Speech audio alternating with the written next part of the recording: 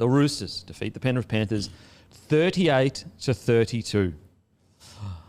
I tell you what, you know, I'll just talk for myself personally. Last week I'm sitting there going, mate, I reckon Robbo's under pressure. I reckon there's a lot going on in that club. I think it's going to be a tough year. Then he comes out and puts on a masterclass like this. And granted, in my own defence, the Roosters haven't beaten the Penrith Panthers in like friggin' 3 or 4 years. So it's not like I'm just 6 years. So I'm not just making shit up. Like, then Robbo comes out and does something like this. And I did speak about in 2022, he did something similar for the whole season. He got him to like 5th and had all these injuries. But like this is why it's such a balancing act. And I feel like Roosters fans, it's so hard to know where to land with the Roosters, because just when you count them out, when you count Robbo out, when you count this squad out, when you count Teddy out, Teddy's the same. A year ago, everyone's going, oh, Teddy's washed. He's done. Then he comes out and he's the best fullback all year. They are just champions. They're like, that is why Robbo's won 3 premierships. It's why Tedesco is one of the greatest fullbacks of all time. Their ability, when the chips are down, to just batten down the hatches and find a way to win, absolutely incredible. A masterclass from Teddy, a masterclass from Robbo. The pressure was on. They delivered. That is why they are great. This Rooster side, this young side, to do what they did, unbelievable. They deserve all the praise they're getting, and it's exactly what the club needed. The Roosters as a club, they needed something like this. I don't know how the rest of the year will go, but enjoy it while it is here, because it was incredible. I gave them literally no hope whatsoever, and then Lindsay Collins was ruled out. I thought, no, Gonski, no way. It was incredible. And, mate, they didn't even start that well. The try that Alamotti scored, that was soft. Oh, it was like genuinely like, oh, my God. When he scored that, I thought, oh, we could be looking at 80 here. Yeah. We genuinely could be looking at 80 here. And then, you know, they just managed to find a way to hang in that game. And, you know, when Penrith score a soft try early, that's Red Rover. That's white flag stuff. Penrith smelling blood is the last thing you want. Yep. Like Jack Cole turned him under just to lay there and then go to the right, and he just burst straight through. Like, it was just, to get themselves back in this game. We spoke about Connor Watson, James Tedesco. He was fantastic. I thought that Wong, outside of that first defensive effort that let Alamotti in Wong's through. defence, that was probably more for Keddy. Shouldn't have fell for the dummy. But anyway, I digress. Sure. I thought after that, he was really good in this one. Mate, I just love the fight they showed. Because like that was a question I had for the Roosters, is when Robbo said we're going to back our youth, I said, yeah, there's some good youth here, but like in years past, Roosters' youth was like Boyd Cordner, like playing first grade trials when he was 16 years old. And I just didn't really see that with some of the youth. I thought, yeah, good, but I'm not seeing the next Boyd Cordner. And then they put that performance on. You go, oh, okay, now I see what Robbo is seeing in regards to backing the youth. Because like they just fought for everything. Like they just refused to back down. They refused to let the Penrith jersey almost overawe them. Naysayers will go, Penrith had probably the worst game they've had in a long time. Even Penrith at their worst, this Roosters side was decimated. Some of these guys, one of the blokes is going back to work the next day. Like, it's historic, the win. It is genuinely historic. Timmy, what do you think? Yeah, remarkable. Like, one of the favourite games of footy I've ever watched. Like, it was such a fun, entertaining game, and just defied belief that the Roosters were able to get up and win this one. And like, against, one of the best forward packs we've ever seen, and granted, a few changing faces over the off-season, and Fish Harris being the big one, but the Panthers pack was full strength going into this. They'd had 2 weeks since the Vegas game. Some of the names at the Roosters, with no disrespect, but like Nafahu White, who's hot and cold, then Lasalo starting at prop, Wong, Fiketti starting at lock, Docker Clay, Makatoa, Steep, Savala. Like, they just had no right to win this game of footy, and to come out and produce what they did, backs against the wall, everyone saying that they're done and they're going to miss the 8 and all that. What an incredible coaching performance for Trent Robinson to get these boys up for this game against the Penrith Panthers. You mentioned the team list there. Like, Savala's a halfback. I don't even know, like, congratulations for making his debut, but in the context of the game, I just sat there and went, why are they even picking him? And they put him on with about 15 minutes to go or whatnot. Like they almost beat Penrith in that game with 16 players. Yeah. Like, it was unbelievable what they managed to do. Full credit to Hugo making his debut, a junior coming through and everything.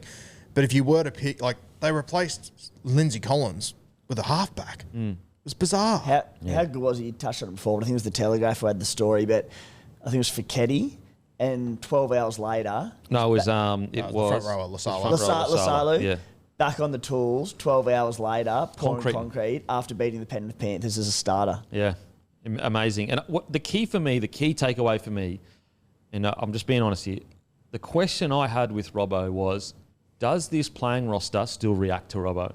Because I don't believe Robbo is a bad coach. I think he's a great coach. The question was, has he been at the Roosters for long enough now where maybe it just needs a bit of freshen up, potentially? Here's your answer. They still respond to him. They still respond to him. Especially this younger playing group. He still has the magic. I believe he still has the magic. You don't coach a performance like that and not have the magic. And I think that's exactly what the club, almost fans needed to see. Like, do the players still react like they used to react to Robbo? And I think they do. I think they do. It's truly a masterstroke by Robbo. Like, for him to get this roster up, like, let's read this roster. Like, granted, yeah, it has some, Teddy still in it, but Teddy, Tupou, Nawaqanitawase is in his, 4th or 5th NRL game. Toya, 2nd NRL game. Dong Yum, Yup Gum. Sanders Smith, 30 NRL games max. Chad Townsend, board as a reserve grader, but yeah, experience there. Connor Watson-Gunn. White, been hit or miss. I don't know whether he's edge back row or front row or 13. Kills it. Wong, been hit or miss. Kills it. Fiketti, rookie. Outside of that first dummy that he fell for, I thought he was quite good. Then you've got other guys here that don't even have a bloody pitcher. Like, it's just an amazing performance by the Roosters. Absolutely amazing. Let's talk about the glorious leader, Teddy. He just loves it, doesn't he? Like, I feel like, Teddy, if you could say, I want you to... Every single week, these circumstances are going to be presented to you, I think he'd almost enjoy that. He's such a competitor. Just loves the challenge. He loves the challenge. And that's what I spoke about last week, where they got dominated, they got beaten, and there was 10 minutes to go. He does a dropout himself, chases at 40 metres, and then tackles Wilson by himself in a one-on-one tackle. And I'm like, that's Tedesco. Like, he just loves the competition. Whether he was down playing touch footy at your local league or in the NRL with his backs against the wall paying $11.50 head-to-head, it doesn't matter to Teddy. He just wants to win every single exchange. And I thought we saw the best of him on the weekend. Wouldn't have been an absolute travesty if we lost him to injury 8 years ago. And it was touch and go. Changed the game. Like I remember when the Roosters signed him, I sort of went, I don't know. You can't get on the field. Yeah. It's incredible. Well, you think about it, like Teddy, because he'd been the dominant half for the dominant fullback for, let's just say, since Billy Slater retired. Since he became fullback, everyone now expects 200 plus metres a game, plus 8 tackle breaks. Like, granted, Minicello had that style of rugby league, but today, Teddy was so different to Slater. Slater, yes, he could put those metres up, but he wasn't going around trying to break, having 30 runs a game, trying to break tackles all the time. He was more just a weapon in attack and obviously incredible in defence. Teddy created this expectation. If you looked at the team sheet and you didn't see a fullback have 200 metres or 180 metres a game, it was like, well, he's not, compared to the best in the game, it's not good enough. That's how much he's impacted the game. So, and that decision to sign him is just, it has changed the game, in my opinion. Tell you what, boys, watching Nawaqanitawase, I love the guy. I think he's going to be a star. I think it's such an underrated signing by the Roosters to get a guy like him to come over from the Wallabies. They wouldn't have paid him huge money. He's a Roosters guy. He's come through the junior grades, went over to Union. I think it's such an astute signing. And, mate, I genuinely think centre might be his third best position. I just think eyeballing him, I think he'd be a better fullback than he is centre, and I reckon he'd definitely be a better winger than he is centre. Yeah. He's so talented. And as you said, it's his third game playing centre in the NRL against the Penrith Panthers. Yeah, crazy. And I actually think he's made for the modern winger. I just reckon he would kill it on the sting. Now, granted, they've got Dom Young and Tupou. Quick shout out to my boy Tupou. Oh, yeah. So good. Bro. How many years? I'll let you do it, Hummy. How many years have you been doing this? Just crazy. Obviously, the 2 tries there, unbelievable. Got through his work as he always does at the back. But the big clutch play right at the end when the game was on the line, Brian Toto, one of the best wingers of all time, just goes, keeps him out. Unbelievable. He's been doing it for, it feels like 15, well, it has been 15 years basically he's been doing it for. He's just a gun. He's just a freak, and nobody speaks about him. Like, he doesn't do too much of the flashy stuff. But, you look at the stat sheet like that and you go, oh, yeah, 2 tries, got through what he needed to and had probably the game-winning play. it doesn't surprise you. But he very rarely gets the plaudits, but he's a gun. Yeah, he just so consistent. I don't even want to say without no disrespect to Panthers fans because they've won 4 in a row and they've had all this glory. So I don't care, but I think we're all sitting there doing the same, except maybe Maddie as a Roosters hater over there. When To'o almost scored that and it had opened up, you just went, this is happening again. Yep. Penrith are going to get out of this. To'o scoring the corner. Cleary's going to ice it from the sideline. Then he's going to hit a field goal in Golden Point and win this game.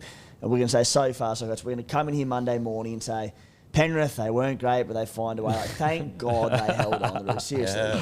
You know what's funny is when they lost, I was like, well, at least we're going to have something to talk about now with the Penrith Panthers. Because every week we come in and we're like, Penrith Panthers are great.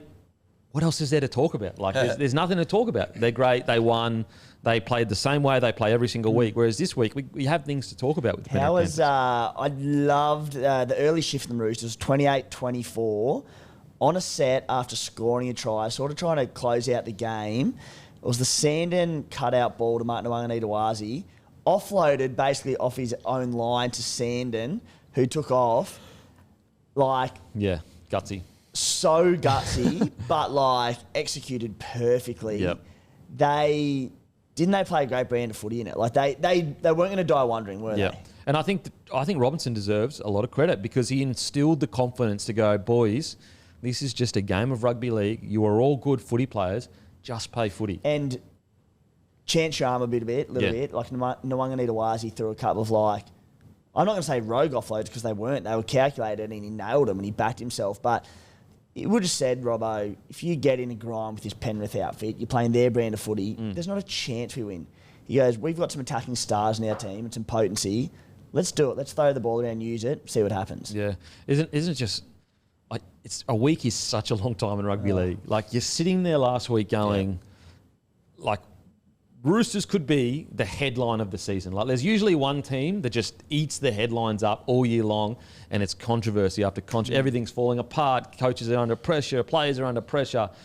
A week later, it's not only just that's not the story. It's the literal opposite of one of the great wins all time by the Roosters, helmed by Teddy and Robbo. Yeah, and I think that's the thing they need to be careful of. Another week can be a long time too. Like it can, like you talk about, the team that gave it to them last week, the Brisbane Broncos, how good they look. They go down to Canberra. Like the Roosters now have to go to New Zealand and play the Warriors, who are high at the moment. I hope it's not a situation where we're looking back and going, okay, did Robbo and the Roosters just gather the wagons together for this one game and go 11-1? Yeah. It's a freeze throw at the stumps. I hope not. But it was such an impressive performance that I do have that concern in the back of my mind. I'll be honest with you, like, without taking the shine off of what was a brilliant win, I think so. Because I thought I saw enough in round one to be like, okay, there's some serious problem signs here. They still have a lot of injuries. Like, that hasn't changed. We see this time and time again where teams that have form concerns or injury concerns, roster, whatever it might be, it's the NRL. Teams are full of talent. You can get up for 1 week. And they are as galvanised as you could see a group this week, the Roosters in this game. I still think that, like, they still conceded, 30-plus points. Yeah, like, I think the most Roosters fans aren't going, we're back. Yeah. I think you'd be a bit naive to go, the Roosters are back, we're coming for a top 6 finish. I think it's still going to be a tough year for the Roosters, and I think they're all aware of that internally. It's just a matter of how tough of a year is it, Yeah. Because at the moment, they've got so many injuries. And I don't say this as an insult, even a top 10 finish I would actually be pretty okay with the Roosters, if they did land there. If nothing else can be, at least the Roosters all year can go, if there's ever any doubts around their ability or, the excuse of injuries, the whole year, they just go, we beat the Panthers in round 2 with all these injuries absolutely depleted. So talent's not an issue. No. We have talent. It's just about putting it together. Full credit to the Roosters too in this game. Like, I know Penrith didn't play their best footy, but Penrith still came up with numerous moments in this game that would sink most teams. Yeah. Like the Nath 40-20, we saw that in Las Vegas, turn the game on its head. I think there was a Liam Martin one-on-one steal at one point. That was a huge moment as well. I think he put a shot on Nath White at one point. There was a turnover. Like, there was a couple of times where I went, okay, now it's happening. That's the one that's going to break the Roosters. And they just hung in. Yeah. Well, I mean, literally to the last second they hung in there. Yes. To the last second. And that's what I think is... The skill on display isn't the most impressive thing to me. It's the fight that Robbo drew out of this playing roster to go, we will not be broken. Like, we are going to represent this Roosters jersey with as much pride as any Rooster that's ever worn it. And they did. They really did. And Robbo got that out of him. Teddy got that out of him, and they deserved the massive rap for it. I just want to give a quick rap to Sand and Smith. Like, you know, and I've been a bit guilty of it, where I go, is Sand and Smith the long-term partner to Sam Walker? I don't know the answer to that, whether that's a yes or a no. I'm not sure. And even as a player, if I heard that, I'd be like, come on, bro, like, give us a rap. But it's just my honest opinion. I'm not sure. And yet he stood up in this game. When they needed someone to stand up, if Sandon Smith doesn't play, there's no way they win. Like, no. He was the focal point of a lot of their attack. Like, even, you know, you look at a lot, like, he had a try assist. He ran for 108 metres. He had 16 tackles. He had 2 line break assists. And so I just want to give him a massive rap, because it would be a bit frustrating as you're coming through with Sam Walker, and probably internally you've been told you are his partner, but externally it's not. A lot of people are going, oh, they're going after Dylan Brown, oh, they're going after Kalen Ponga, and you're sitting there going, fuck, I'm here too. So I want to give him a rap. I thought he was really good. I want to give someone else a rap too. Chad Townsend. The great Chadwick Townsend. He's doing his podcast. I've seen the comments on those reels and everything the last few weeks. People absolutely fucking giving it to him. I love that he's just persevered and kept doing it. Now they've got to win. I'm sure he's absolutely racing to that microphone this week, and good on him. Yeah. Oh, mate, absolutely. So many guys start things like that, and then there's a bit of pressure, and they go, oh, no, I might back away. Yeah. I just love that Chad's gone, no, fuck it. I'm going to back my team, and I'm going to back him what I'm doing and keep going. Absolutely. I think every win, his hairline grows a millimetre forward. It's so strong. I don't want to win too much then. It's so strong. It's so strong. Well, it actually started back here. But yeah, no, I agree with you, mate. Like, a lot of players, they want to start podcasts, but they know the pushback. Anytime you lose, all you do is podcast. That's why you're losing. It's like, bro, that's not why you're losing. Like, you spend 2 minutes time doing this. That's why you're losing. It's like, no, that's not the reason. So I'm with you, mate. I'm with you. And I just love that he, whether you agree or disagree, he's like, look, I'm just going to do it. I'm just going to keep doing it. Shout out to the post that Roasty put up of when he went shopping for cables the other day when they won. He goes, and then it was like finding the right cables. It was him like putting blokes through holes. And jeez, it was good. Good stuff. And look, the funny thing is like, people want to talk crap about Chad Townsend. This is exactly what he was purchased for. He was not purchased to be the main number 7. He was purchased, if anything happens to Sam Walker, you've got an experienced guy that can come in and just do a job. That's literally the role he is playing. He's experienced. He's coming in. He's doing a job. Like I sometimes the round 1, people are treating Townsend like he was brought on a $1 million deal to be the Roosters 7. He wasn't brought for that. He was brought to play reserve grade unless Sam Walker gets injured. And he's doing exactly that. Like, he's doing that. Yep. So great win. And I'm sure, the naysayers are like, it's just one game. It's a pretty incredible game to be a part of. Like, sure. Like 11.50 were the odds. And you were the halfback that got the job done. And also he's won premierships. Give him a bit of his due. If you're going to rip him when he was poor, give him the credit when he does when he does play well and does something good. For sure. Yeah. So look, incredible win. Absolutely incredible. I will say, and I think we're probably all in agreement here, my advice as a Roosters fan, and I think most Roosters fans agree, I don't expect them to, we are now a top 4 side, wait till we get everyone back, it's all good. I think it's going to take time. I think even internally, Robbo and the coaching staff and the football managers, they are aware that, they've said it. They said it last week, we're backing our youth. That doesn't change in 7 days. Even whether they win or they lose, they are in a transition phase right now. So that just to temper expectations for the next couple of weeks. Yep. Granted, if they come out and kill it, then fuck, that's awesome. But I just think that don't expect this every week. This was a once in a lifetime situation that's just happened, in my opinion. Completely agree. And they deserve it. Enjoy it. Well done, boys. I thought Angus Crichton was also bloody good. He looked, I was surprised at last week? He didn't look as strong in contact. I was like, what? He is usually untackleable.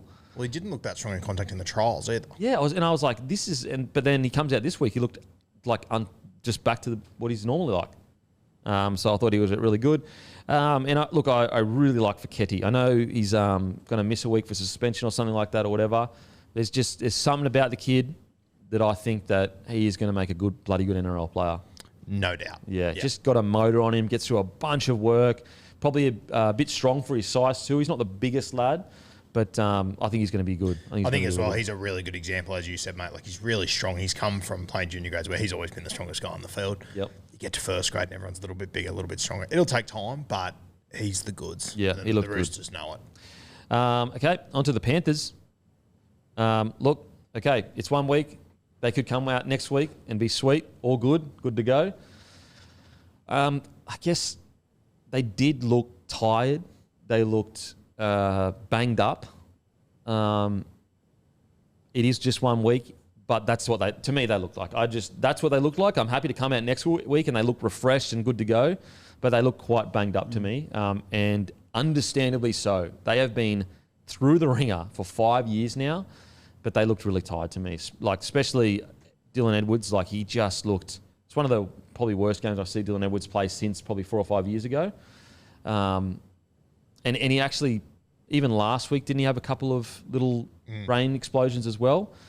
And I think that, like, he might be a real barometer for how fatigued they kind of do look, because they have been redlining for so long. And I just thought it caught up to them on the weekend. I thought that when they really tried to go, okay, boys, enough of the carry on. We've been here before a million times where we haven't played well. Let's switch into gear. It's almost like the switch just wouldn't go. They just didn't have that extra gear to go to. Granted, really early in the season, guys, I'm not sitting here saying they're not still one of our premiership heavyweights, but right now they just look a bit tired.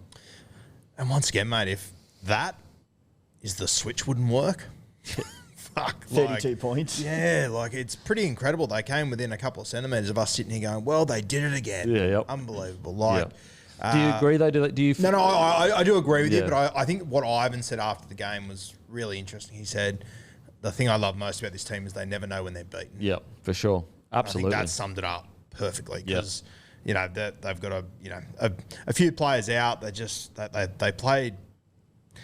They were so bad for Penrith. They looked dreadful. Yeah, like dreadful. And then you look up and you go, 32 points. Like, and as I said, they got so close to winning this game at the end. I think it'll be interesting to see if they make changes this week. It wouldn't surprise me if they do. I wonder whether they almost give away the first half of the year. Like, I wonder, and when I say give away, I mean, like, just they load them so little that they are not fatigued by the end of the year. They build into seasons. They always do. Yeah, but I wonder whether this season's going to be really like we're all sitting here by round 10 going, oh my God. Mate, huge chance. And like, this is a terrible result, but they often lose, a few games early in the season that take you by surprise a little bit. And this was a really bad one. But as I said, he's already got his eye on September. Yeah. You got to get there, but it's the Penrith Panthers, and why wouldn't they be there? So 100% they'll ease into the season. Yeah. And without taking anything away from the Roosters, I do wonder if Penrith came into this game, Roosters at $11, they play the Melbourne Storm the week after. Just wonder if an eye on September, but I reckon if there was an eye on Melbourne Storm next week too. Yeah.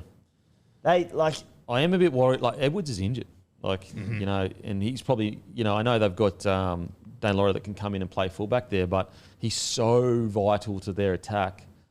I worry that him out for a while, he, carries an injury the whole year. That's a hard man to replace. Like, he is literally, like, nearly every fourth tackle, he takes a run. Why does he take a run? So they have more of a kick chase. Like that, he is so vital to the cog in the wheel. Like, so it's just going to be interesting to see what they do. It'll be interesting, but like 4 years ago, you probably had 3 or 4 guys that were ahead of Dylan Edwards as importance, and they've just replaced each of them as they go. Like, Dane Laurie's a very different footballer, but geez, I think because Dane Laurie is so skillful and he's so entertaining, I think people sleep on just how much work he does as well. Heaps of work. Yeah, so I thought Jack Cole was pretty poor in this one. Defensively, they just, honestly, it looked like a different team. Some of the stuff I was like, I can't believe what I'm watching. Mate, it was interesting. I watched them play New South Wales Cup on Saturday, and Blaise Lange was named at 5'8". He played right centre. Really? Schneider played left edge, 5'8", and Tolau that was in the trials, he played halfback. So that's interesting. Wow. Yeah, I'm very keen to see what they do here. I reckon that they will make a couple of changes this week, but yeah, I'm not sure what's going on with Blaise because he played left edge 5'8" last week, played right centre this week. I'll tell you what, that Cleary, Tungle, Bizza side some of their reads, my God, just like so uncharacteristic. Like Tunga has it in his game a couple of years ago, but it was completely sorted. But that edge was Was it the first half of last year that Tungo's defence was ordinary, or was it the year before? I think it might have been the year before. Year before. I think it was the year before. And then he got it sorted come finals. Then all last year was pretty good. Yeah. Not the same Tunga as we've known. He looked a little bit injured last year at times. I don't think he was great last year defensively. I thought he was a bit ordinary. I thought his defence was good, but his attack just wasn't at the same level we'd known it was. No. Last year we spoke about his defence, and then we got to September and he just went bang. Yeah. Everyone went, okay. I thought that was Alamotti. We were caught. No, Alamotti. It was definitely Tungo. Full blown Tungo dropped right at times because his defence was so poor. Yeah. I just thought it was last year. He was a spot every week. Yeah, last year. and then to start this year, said that edge, and it's not to take blame off Cleary and Toto because they're in this as well, and they're a unit, but they're two notoriously very good defenders, and it's like Tunga who's had issues. It's a concern, but like just full stop. The Panthers is whether or not there was complacency. You can't put it down to Vegas because the other teams that came back from there, the Sharks, the Raiders, Warriors, they all had great wins. Yeah. So you can't really put down that fatigue. But, and in terms of fatigue as well, remember the Panthers basically rested all their stars and their frontliners from the trials as well. So maybe they're a bit, clunky coming back into it, but they've kept the core of their team together. But 13 mistakes, completed at 71%, which by normal NRL standards, not horrible. By Penrith standards, horrific. Terrible, yeah. But it was just the nature of some of the errors. Like, you always talk about Zach Lomax and some of his errors competing for high balls, and that's like, well, it's not really a mistake, but it goes down as one. Penrith, it was like key players like Edwards and Martin and all these stars who was like dropping soft balls, and they just didn't look themselves. Yeah, it was so strange to watch. And the reason why it's strange, before you go crazy, Penrith fans, is because we think they're arguably the greatest team ever assembled, at least at Clubland. And so it was just weird to see just like really basic errors. Like, it wasn't attacking footy. Anyway, I think, look, I don't think Ivan will be happy with it because of the nature of the loss with the odds and everything and everyone counting the Roosters out. But if you ever needed something to galvanise a team for a premiership, it would be one of the great losses all time against Roosters. You can always look back at that and go, boys, you aren't as good as you think you are. I know you've won 4 premierships, so it's pretty incredible, but you just got beaten by a New South Wales Cup mixed in with some first I think graders. there'd be part of Ivan that would love seeing his team get humbled like Yeah. this. You know what I mean? It is literally like, let's say they've lost to the Broncos, how do you work with that? Like, or the Raiders, for example. Raiders are in form. You lose to a red hot Raiders that are fit, ready to go. You can't really take much from that because the Panthers always start slow. So the players, if Ivan tries to pull them up, the players are like, we start slow. We didn't have the best preseason because we were out, all at rep footy.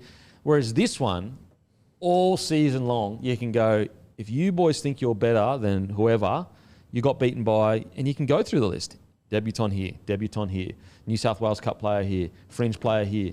It is like, it's almost the worst thing that could happen to the competition because it's the biggest motivator you could ask for this Penrith Panthers side come finals time. I think we saw the first signs of life without Jerome Luai and the impact that he had. Firstly, defensively, like Massively such an underrated defensive halfback in the game. But defensively, he's unbelievable. And he said Jack Cole got targeted. Well, both edges did, not just Jack Cole, but Cole had a few bad misses. He had the one on Teddy that was phenomenal from Teddy. It was like in the line, one-on-one, just goes bang, bang, and got away from him. But even just in attack, I think like the flow and effect of Luai was just such a perfect foil to Cleary, and they knew each other's game so well. And, if they were doubling up on Cleary and sort of overcompensating on him, Cleary goes sweet, bang, and he'd hit Luai, and then he'd do the damage with a bit extra space. It was just clear, like, Cleary had good moments in this, but the reliance on him to produce as the main attacker, because he doesn't have Luai with him now there, it's a lot of extra pressure on Nathan Cleary. And at times, the attack almost looked a bit predictable. It was like, it's going to Nath, it's going to Nath, it's going to Nath. That's what I spoke about last week, how I was talking about how it is different without Luai. Like, Cole was okay last week, but that extra point of attack that keeps you guessing when you outplay the Penrith Panthers, right now, there's not really guesswork. Like, they may be able to strip you of numbers or score points against you, as they've shown, but you're not really surprised how it comes. Whereas that's what Luai offers. Is you can't sit in the video room and go, they're going to score this way because Luai is so deceptive with the way he plays. Exactly, and like even just the defensive line, you might keep your spacing a bit more when you don't know which edge they're going to hit you. But at the moment, like from what we've seen earlier, particularly on the weekend, it was just like, it's going to Cleary. So maybe everyone just shuffles that little bit more to the left towards Cleary, knowing that the ball's coming to him, as opposed to last year when we don't know which side they're going to hit us from. And this will change, and Jack Cole will get better, and their combination will get better. And we know he's a good ball runner and a good attacker, Jack Cole. But early on, that's what I'm seeing. Yeah. Just out of reserve grade too, Tom Jenkins. He obviously left about 18 months ago, went up to Newcastle, didn't go too well. He's moved back down to Penrith. Last week they lost 26-12. He scored 2 tries, had 2 line breaks. This week they won. Read this stat sheet: 4 line breaks, 2 line break assists, and 4 try assists for Tom Jenkins. Holy shit. Wow. Scored 1 himself too. Looked good in the trials too. Yeah, I think it'll be interesting. I thought Casey McLean was pretty average the other night too. I think Jenkins will be putting pressure on him, and I think you'll see Schneider put serious pressure on Jack Cole. The Blaze Salangi situation is really interesting.